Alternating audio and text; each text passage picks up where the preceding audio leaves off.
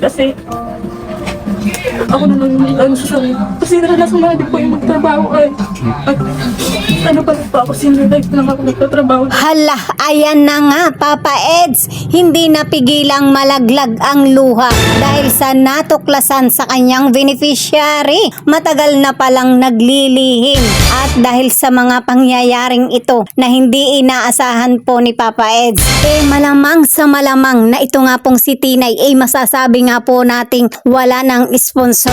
Iiwan na po siya ng kanyang sponsor. Ayan, kumbaga mga kalingap sa kabila ng mga pagtulong po ni Papa Eds, mga kaganapang ni minsan ay hindi sumagi sa kanyang isipan na ito ay mangyayari. Grabe, di ba? So, panibagong topic na naman po tayo guys, mga kalingap. Ayan po yung ating pag-uusapan at bibigyan po ng reaksyon sa araw na ito. Pero bago yan mga kalingap, kamusta po kayo? I hope na kayo po ay press na press sa ating talakayan. At syempre, masaya at walang problema. Mabuhay po kayo hanggat gusto nyo. Ayan, grabe. At kung bago lang po kayo dito sa ating munting channel, wag na wag po kayong mahihiyang mag-subscribe, mag-like and share na rin po kayo. Ayan. At syempre, hindi rin po natin nakakalimutan. Mega love shoutout po sa mga taong patuloy po nating sinusuportahan. Ayan, Kuya Bal Santos Matubang and Kalinga Rob. Tuloy-tuloy lang po tayo at huwag magsasawang sumuporta sa kanilang charity works. Ayan. So, tuloy-tuloy na po tayo mga kalinga. Pag-usapan na po natin ang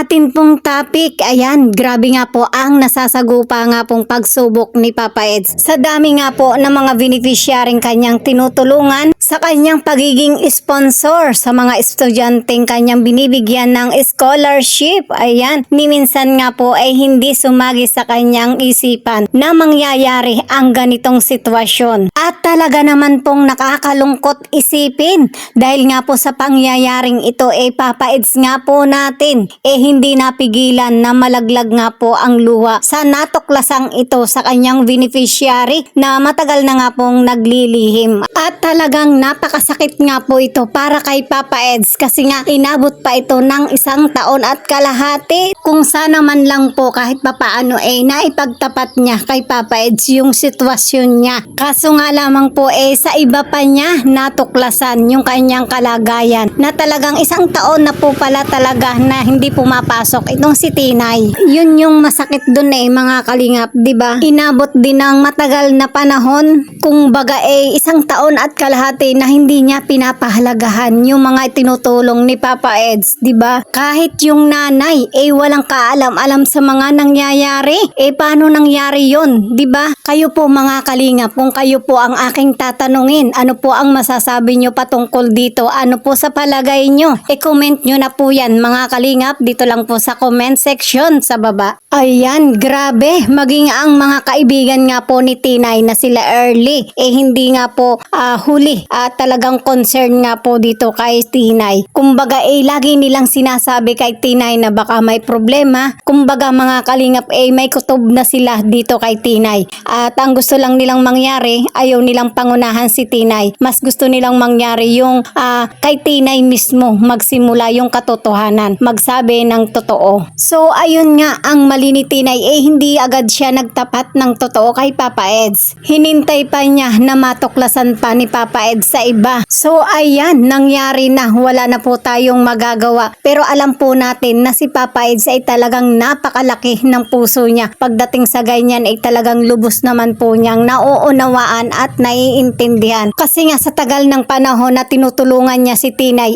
napamahal na siya kay Tinay bilang isang beneficiary niya. At pagdating nga po sa pakikisama, naging maganda rin naman po yung samahan nila ni Papa Eds at yung kanyang mga beneficiary. Kaya ganun na lamang po yung pagmamalasakit at pagpapatawad ni Papa Eds para kay Tinay. At syempre, hindi pa huli ang lahat para kay Tinay. May pagkakataon pa siya para harapin yung kanyang bagong pagpapasimula para para sa kanyang goal. Ayan, grabe yung pagsubok na ito ni Papa Eds, pero batid naman po natin na kayang-kaya itong malampasan ni Papa Eds dahil nga po sa napakalawak ng kanyang pangunawa, marunong talagang tumulong sa kapwa. At sobra nga po tayong napaproud kasi nga napakaraming beneficiary na tinutulungan ni Papa Eds. Ito na po yung mission niya sa buhay, ang makatulong nga po sa mga taong kapuspalad. Ayan, grabe. So ayan mga kalingap, para sa kabuuan po ng ating topic, ng ating talakayan, panoorin po natin ang ilang kaganapan mula po sa vlogs ni Kalingap Edu. Pero ang kabuuang kaganapan po ito mga kalingap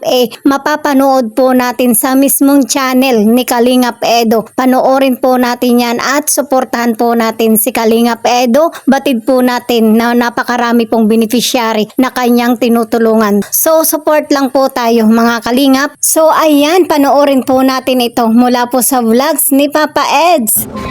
Malaman ko na ganun. Bakit di ka nagsabi sa akin? Nano po ako yung nahihiya po ako. Totally, procedure ka lang, may ano ka, tumarag sa kanila. Hindi naman po ako pero yung iba kasi talaga di ko kaya mama. Ayaw rin sana naman talaga sana ako sinusuko kasi nahihiya magawa at tinutulungan ko. Hindi sana nagsabi ka. Nahihiya nga ako. Nahihiya pa ako kasi kahit kami din po, tinatanong din po namin si Tinay simula sa Salcedo pa lang po. Di po kami nagkulang kay Tinay magsabi ka kung ano. Sinabi ko pa nga po sa kanya kung nag-aaral ka pa ba kasi di na nga po namin nakita ng ano. Sabi niya oo sabi niya kahit pumunta pa daw po ako sa school, di po pwedeng student ay. Kaya di naman po ako nangialam kasi may tiwala man po ako. Tsaka kami tatlo naman daw baga po magkakasama. So nagtiwala po ako sa kanya. Actually, nasabi din mo sila sa akin na parang medyo hindi sila titingin na kaso. Pero sasabihin namin pag tinatanong ko naman si Tina kasi parang okay lang eh. Tapos may pinapakita ko siya na-unit, tapos napasok, minsan, tapos na may pangarap ka. Kahit mahirap gagawin mo eh. Kasi plano ko rin talaga ngayon dahil sa ginawa mo, hindi naman natin pwedeng palampasin. Penalty siyempre ang ginawa mo. Kahit pasabihin natin, gusto kitang tulungan. Yun nga, hindi pwedeng palagi tayong tutulong at palagi lang natin palalampasin yung pagkakamali ng isang tao kahit pasabihin tang mahal na mahal natin yan. Dahil sa ginawa mo Tina, yung mga pahinga ka muna ng isang taon na para pag-isipan mo mabuti ang ginawa mo. Kasi kaya Hindi kaya ko po yung hindi talaga po para sa akin nakakayanin po. Hindi talaga kasi hindi ko expect talaga. Gusto ko talaga mag-aral. Sa totoo nga. Sa kuya ko. Basta kinuha ko ko talaga kaya. Kaya sabi ko mag-burst ako kuya hindi talaga. Siguro ano muna ako. Kahit sabi nga kuya na sabi nakakayanin sa mga tanong ko lang. Kahit hindi ako tulungan kuya, babawian ko na sa sarili ko kasi nag-iipon na ako. Nagtatrabaho ko para yung sim lang. Kasi napamahal po ako lahat. Pero, hindi po, sasayangin ko kahit ako na lang po yung nagpapagod sa sarili. Kasi siya, kasi dito, parang ko po yung parang kapatid na dito, kasi balik ka pa sa kanila. Hindi ko naman totally gusto yun kasi ako naman sa sarili. Kasi relax ko naman din po yung magtrabaho ay at ano pa lang po ako, sinilife lang ako nagtatrabaho na ako at mabakit ko yung sarili ko. so Tina, pagpunta namin dito, respeto natin sa iyo kasi ayoko basta-basta yung tinutulungan kita. Siyempre, pinasamahan tayo, talikuran kita nang wala man lang sabi-sabi. At minsan ginagawa ko sa tinagawa ko, pero kayo kasi iba kayo. Okay lang po. Kayo tatlo. Naintindihan ko man po. Sa kayo sa pinakamatagal. Tindahan ko po. Hindi lang po yung magbabago lahat. Kasi ang dami natin tip ng mga tapos kay mama po nahiya na din ako kasi nahiya. Pero Napaniwala ko ako yung sabi mo, papasok ka. nagpapasok ako mama pero may time talaga na di ko kaya. Paano? Wala kang grades. Pumapasok ka. Doon nga sa school, napunta ako sa school pero may time kasi nahihiya din ako. Siyempre, nagbibigay ka rin sa akin kahit ano. Yun na lang din ang kahiya na nadadaling ko. Naunta dito. Nangungutang ako para may maibigay sa iyo. Kahit wala kayong pagkain, dapat hindi mo kahit hirap. Dapat pinag-aaralan mo din. Buha mo din kahit anong hirap. Basta pinaghirap ka, makukuha mo din. Yung kagaya sabi ko sa inyo kanina, yung pagtulong namin kay Tinay, ay nga muna, kumbaga, isang taon. At kung sakaling gusto pa ni Tinay, kahit sabihin natin, wala mong tumuli sa kanya. Para na ako, para pag-aralan siya, kung gusto ba niya. Pasensya na po sa ginawa ng anak ko. Pasensya na nadamay kayong dalawa dito sa anak ko. Hindi naman po kami nadamay. Iyak lang kasi siyempre. Siyempre, kapamahal po kami dyan eh. Parang yung really. Yun naman. Tayo. Sa akin, Tinay, ang masasabi ko lang is, wala naman taong perfecto, di ba? Kung ano yung pagkakamali mong nagawa, Which is, sayang talaga, di ba? Siguro, palakasin mo yung loob mo. Matuto ka maging independent woman, tapos magtrabaho ka, talagang ipakita mo na kaya mo, tapos magsimula ka ulit. Yung pagsimula na yun, talagang andun na yung focus mo sa goal mo. Tapos huwag kang panghihinaan kahit anong marinig or malaman mo sa ibang tao, huwag kang makinig sa kanila, focus ka sa goal. Yun lang yun. Basta kami, andito lang kami, kahit hindi na tayo magkakasama. Kami na naman na lang, di ba? Sana palagi pa rin tayo magkumustahan, ganun. Sana magbanding, syempre mamisami yung tao mo. Diba, yung mga jokes. Ayun,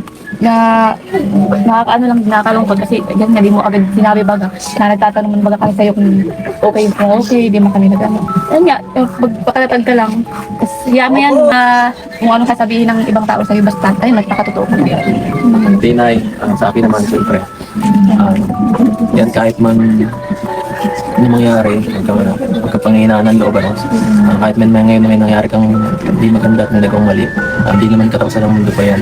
Siguro, lesson, na rin gustong gawin ng Diyos para para mas magising ka sa katotohanan, pero hindi naman natin masabi kung na di porket nahuli ka ay hindi ka na magiging successful. So, baka yan ang mas magiging kailangan mo lang na drive para mas maging mas magpursige. Talaga na.